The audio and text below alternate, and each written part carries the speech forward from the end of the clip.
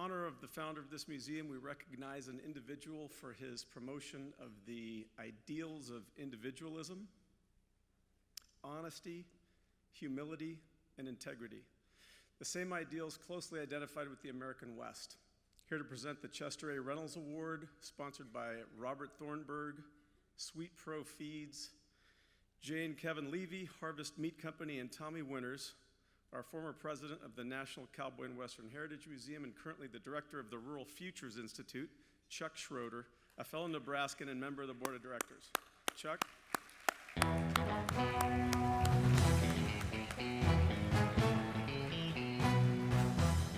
Thank you, Ethan. It's a delight to be here with my friend Gerald Timmerman on your board as we recognize a leader. Yeah, he's a pretty special guy. Listen, we're going to recognize a leader tonight of the Great West who shares the characteristics that were exemplified by Chester A. Reynolds. I think Harvey Dietrich is just the sort of fellow that the National Cowboy and Western Heritage Museum founders had in mind when they created the Chester A. Reynolds Award. Yes, he is. He's never sought the big stage. He's never sought the glaring spotlight. He is simply a great stockman and a gentleman. And those are titles that people in our culture consider the most honorable that can be bestowed on any human being. He's taken a talent for knowing cattle, for knowing land, water, and people, and he's invested himself in building the livestock industry, the American West, and building a universe of friends around the globe. Gerald? As one of Harvey's friends and have done a lot of business with Harvey, I can tell you that it did not require some lawyer drawing up a contract to make a deal. It didn't require a handshake. It was his word, whether it was for $100 or $1 million. He's the real thing. Let's take a look at the honoraries DVD. If there's a man with a reputation in the beef industry, it's Harvey Dietrich. Though he was born in Dorchester, Massachusetts in 1934, Dietrich's family moved to Los Angeles when he was 8 years old. When he was 15, he began working for a local meat packing plant, and from there on out, Harvey Dietrich dedicated the rest of his life to the beef industry. By his early 20s, he'd moved into the cattle buying end of the operation, earning the nickname Hard-Hearted Harvey based on his negotiation skills. In 1959, he took a job with a beef-producing operation in Phoenix and was eventually made a partner in the business. Soon afterward, he established the Sun Land Beef Company in Tolson, Arizona. The company became so successful, it was regarded as one of the top 20 beef-producing operations in the U.S. by Meat and Poultry magazine. Dietrich is said to have helped change the cattle industry by creating the niche of branded beef programs. The project all started when he began receiving complaints about the toughness of the beef. He developed a one-of-a-kind cattle feeding program that involved strategic alliances and value-added marketing, significantly influencing the industry. Ralph's California-grown beef program was an alliance between the cattle feeder, the retailer, and the meat packer. The success of this venture changed the cattle feeding industry in the Southwest. Among his close friends, Dietrich has been good-naturedly referred to as the kosher cowboy, based on his Jewish heritage and service to both the agricultural and Jewish communities. Since 1986, his passion has been the Cholla Livestock Diamond A Ranch, Arizona's largest, covering more than 750,000 acres. In 2014, he was honored with the Arizona Pioneer Stockman of the Year Award. Tonight, Harvey Dietrich's contributions to the cattle industry and preserving the culture of Western life are being recognized as he's presented with the National Cowboy and Western Heritage Museum's Chester A. Reynolds Memorial Award.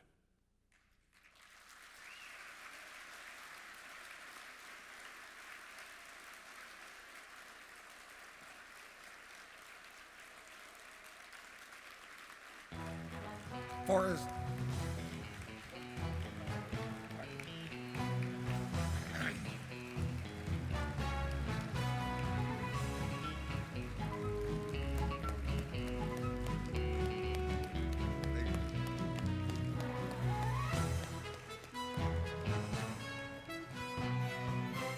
I'd like to say for his unwavering commitment to the Western ideals and the value.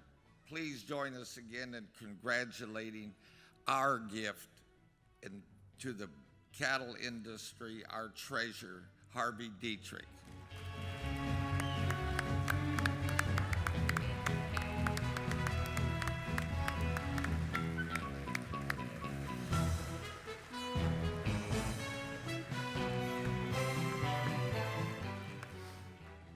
Wow, what a fabulous event. The longer I live, the more beautiful and meaningful life has become. I first would like to thank the board and others responsible for this very special honor. To be considered in itself is incredible and above any expectation that I may have ever had. There is no greater honor than to be recognized by your peers and to join an elite fraternity of people who have made a difference. After hearing of this prestigious honor, I did a little research on Chester Reynolds. His vision and all he accomplished for me made this even more meaningful. This journey would have been impossible without the love and support of my beautiful wife, Marnie, my daughter, Lisa, my son, Stephen.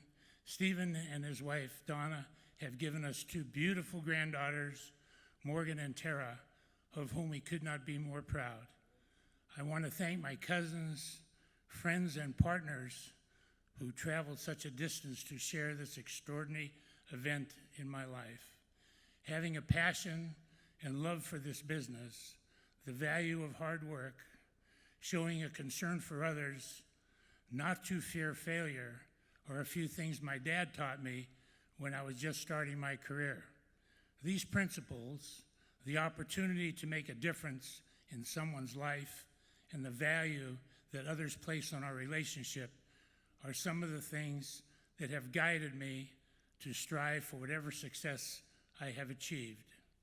It has been said that it takes 10 years to grow a tree, 100 to develop an individual. So, I guess I still have 20 years to go. I've been truly, truly blessed to find people that still understand what a handshake really means. And I'm so grateful that quite a few of them have joined us here this evening. This has not been a solitary journey. There are countless others who have helped me along the path to where I stand tonight. I am deeply grateful for this incredible honor. I want to thank you so very, very much.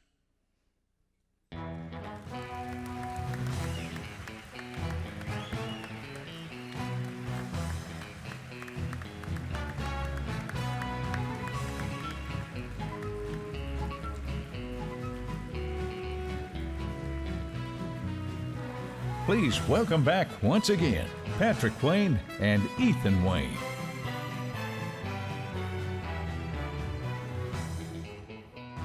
Congratulations to all of tonight's Western Heritage Award winners and inductees, and a special thanks to you, our presenters, sponsors, and special guests who made this night possible. It's truly been an honor serving as your MCs tonight. You know, 35 years ago, I was 17. My father died. We were all gathered around him, and in his will, he left everything of significance: artwork, bronzes, his collection of firearms, saddles, memorabilia to this institution. So it was a very important place for him, and it's nice to be able to come back and be with you all tonight. So this concludes the 54th Annual Western Heritage Awards. Have a great night. Thank you for having us.